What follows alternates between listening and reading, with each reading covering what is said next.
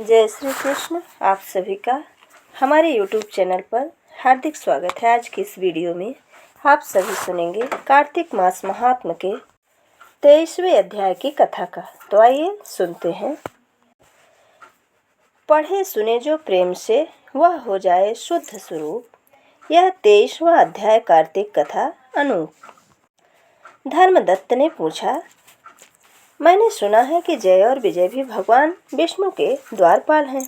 उन्होंने पूर्व जन्म में ऐसा कौन सा पुण्य किया था जिससे वे भगवान के समान रूप धारण करके वैकुंठ धाम के द्वारपाल हुए। दोनों पार्षदों ने कहा, ब्राह्मण, पूर्व काल में तृणबिंदु की कन्या देवहूत के गर्भ से महर्षि कर्मद की दृष्टि मात्र से 2 पुत्र उत्पन्न हुए। उनमें से बड़े का नाम जय और छोटे का नाम विजय हुआ। पीछे उसे देवहूत के गर्भ से योग धर्म के जानने वाले भगवान कपिल उत्पन्न हुए। जय और विजय सदा भगवान की भक्ति में तत्पर रहते थे।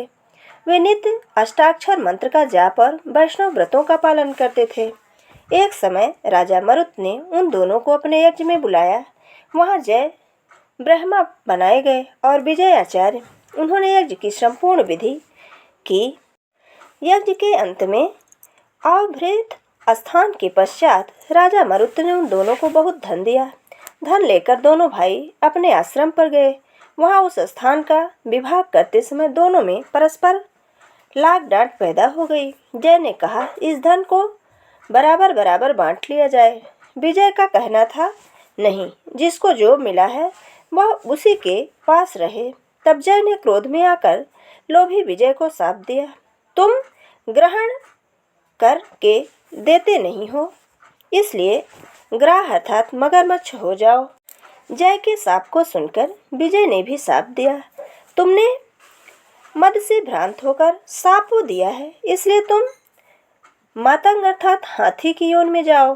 तत्पश्चात उन्होंने भगवान से शाप निवृत्ति के लिए प्रार्थना की। श्री भगवान ने कहा, तुम मेरे भक्त हो, तुम्हारा वचन कभी असत्य नहीं होगा।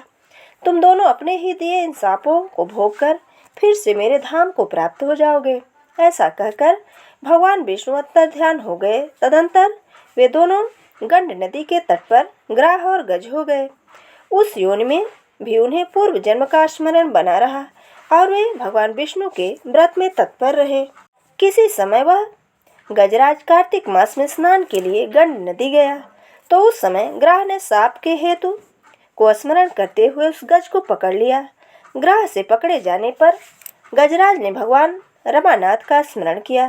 तभी भगवान विष्णु शंख चक्र और गदा धारण किए वहां प्रकट हो गए। उन्होंने चक्र चलाकर ग्राह और गजराज का उद्धार किया और उन्हें अपने ही जैसा रूप देकर वैकुंठ को ले गए। तब वह स्थान हरिक क्षेत्र के नाम से प्रसिद्ध है। वे ही दोनों विख्यात जय और विजय हैं, जो भगवान विष्णु के द्वारपाल हुए। धर्मदत्त, तुम भी ईर्ष्या और द्वेष का त्याग करके सदैव भगवान विष्णु के व्रत में स्थिर रहो। समदर्शी बनो। कार्तिक, माघ और वैशाख के महीनों में सदैव प्रातःकाल स्नान करो। एकादशी व्रत के पालन में स्थिर रहो।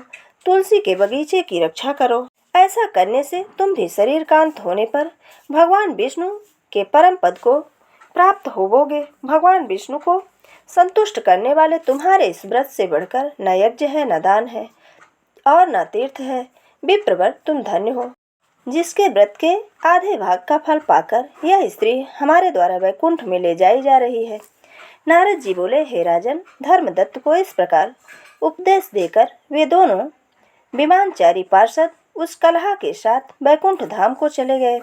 धर्मदत्त जीवन भर भगवान के व्रत में स्थिर रहे और देहावसान के बाद उन्होंने अपनी दोनों स्त्रियों के साथ वैकुंठ धाम को प्राप्त किया।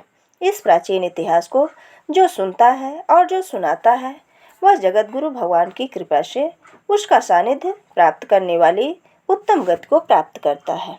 ये थी कार्तिक मास महात्म के 23वें अध्याय की कथा। अगर हमारा ये वीडियो आपको अच्छा लगे तो लाइक ज़रूर करें और अगर आप हमारे चैनल पर नए हैं तो चैनल को सब्सक्राइब करना बिल्कुल ना भूलें। जय श्री कृष्ण। धन्यवाद।